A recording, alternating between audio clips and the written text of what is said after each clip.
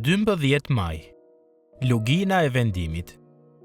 Ruthi u përgjigj: mos ngul këmbë me mua që unë të braktis dhe të mos të ndjek më. Sepse kudo që të shkosh ti, do të shkoj edhe unë. Dhe kudo që të rish ti, do të ri edhe unë. Populli yt do të jetë populli im. Perëndia yt do të jetë edhe perëndia im. Ruthi 1:16. Gjatë gjithë jetës ka çaste që kërkojnë një vendim. Dhe, siç thot pastori dhe autori, Rico Tajsi, ne jemi zgjedhjet që bëjmë. Pasi u godit nga tragjedia e trefisht e varrosjes së burrit dhe 2 djemve të saj në Moab, Naomi vendosi të kthehej në qytetin e saj të lindjes në Betlehem.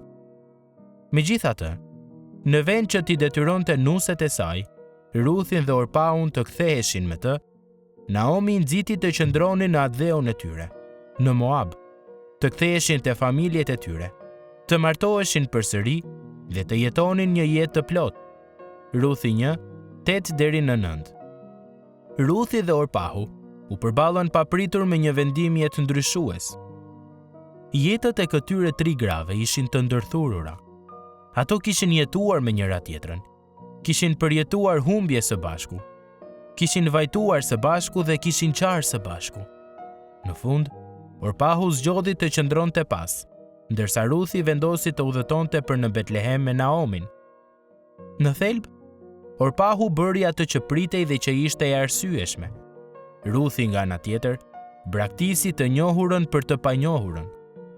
Ajo hoqi dorë nga mundësia për të rimartuar, me qëllim që të kapej pas vjerrës së saj të moshuar dhe të pafuqishme.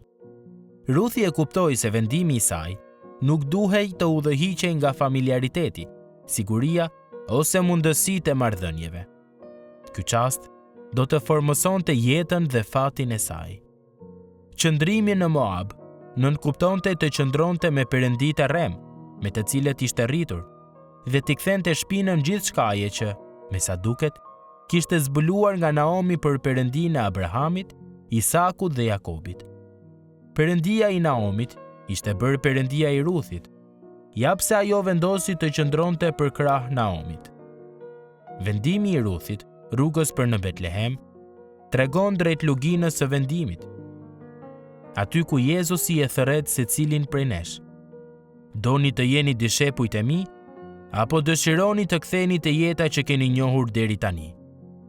Kush do ta braktis baban dhe nënën e tij ose të saj dhe gjithçka që njeh, gjithçka që përfaqëson stabilitet dhe siguri për hirin tim?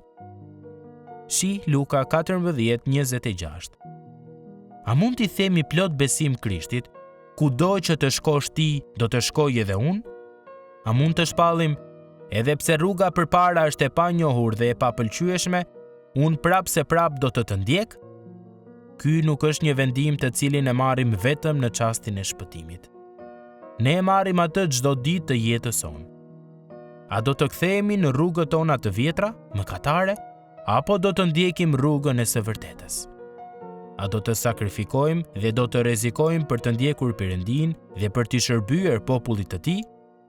Përgjigjja e guximshme dhe besnike e Ruthit ndaj kësaj zgjedhjeje kryesore na jep një shembull teksa shqyrtojmë se ç'diploma duhet të fitojmë, ç'karriera të ndjekim, si e kalojmë kohën tonë dhe me kë e shpenzojmë atë, sa para kemi dhe si do t'i administrojmë ato, ose ku do të jetojmë dhe do të shërbejmë. Vendimet e tilla, kur merren si duhet, do të bëjnë që ne të dallohemi si të ndryshëm, si njerëz të përkushtuar, pa rezerva për të ndjekur Jezu Krishtin. Atë tek i cili vërtet gjejmë jetë me bollëk. Gjoni 10:10.